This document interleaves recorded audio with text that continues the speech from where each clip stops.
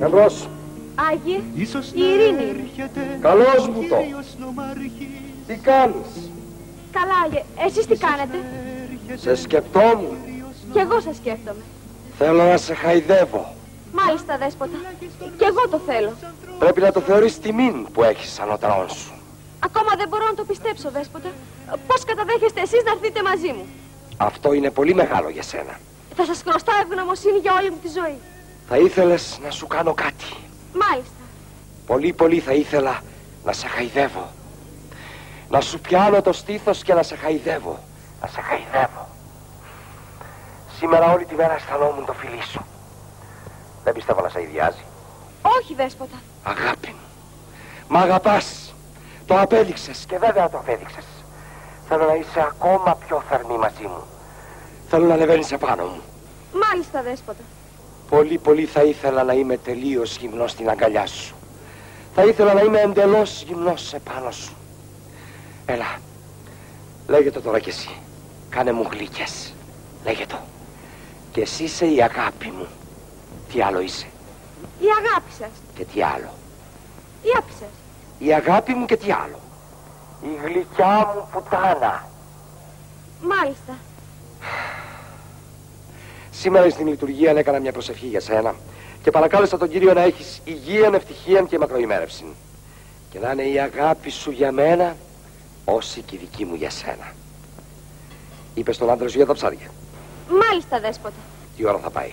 Στις 9:30. Ωραία. Τέτοια ώρα θα έρθω κι εγώ. Αυτός θα αργήσει πολύ εκεί κάτω. Δεν θα γυρίσει πριν από τα 12. Δηλαδή αν έρθω εγώ κατά τα 10:30 καλά θα είναι.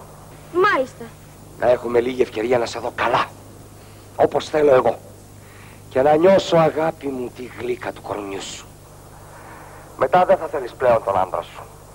Θα κάνεις βέβαια κουράγιο να τον θέλεις, αλλά μετά όταν θα νιώσεις εμένα δεν θα νιώθεις πλέον τίποτα για εκείνον.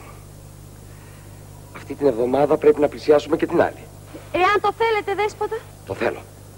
Θέλω να έχω μεν και εκείνη μαζί μας. Θέλω να της πιπιλάω το στήθος και να τη φυλάω. Μάλιστα, Δέσποτα. Έχει μεγάλο στήθος. Πιο μεγάλο από το δικό μου. Μπράβο. Δεν πιστεύω, αγάπη μου, να λες από μέσα σου που μου έτυχε αυτός ο γέρος. Όχι, Δέσποτα. Αλλά φοβάμαι τον άντρα μου. Δεν με ενδιαφέρει ο άντρας σου. Και μπροστά του να σ' αγκαλιάσω δεν με ενδιαφέρει. Δεν το συμφέρει εξάλλου να πει τίποτα. Ένα μόνο πράγμα του λέγω. Να είναι προσεκτικός σε όλα του και να μην είναι αγνώμων. Μήπως σε καθυστερώ? Όχι, Δέσποτα. Πρόσεξε. Αν δω και την παραμικράν αχαριστία από μέρους σου, θα σε βάλω εις απόσταση. Θα σας χρωστάω ευγνωμοσύνη για όλη μου τη ζωή. Αν είμαι καμιά φορά απότομος μαζί του, μη στεναχωριέσαι. Για σένα το κάνω. Να μη σε στεναχωρεί. Να μην του χαρίζεσαι σε τίποτα. Να τον έχεις πάντα υπόδικον. Μάλιστα. Η άλλη τι λέει? Σας θαυμάζει. Ωραία. Θέλω να έχουμε και εκείνη μαζί μας. Θα ενθουσιαστεί αν έρθει 2-3 φορές. Δεν θα τη νοιάζει μετά για νεάλους. Θα τα έχει όλα μαζί μου. Νομίζω, Δέσποτα, ότι ο άντρας μας υποψιάζεται. Να μην σε νοιάζει για τον άντρα σου. Σ' αφήνω τώρα γιατί έχω δουλειά. Σε φιλώ γλυκά στο όμορφο στήθος σου. Την ευλογία μου. Ευχαριστώ, Δέσποτα.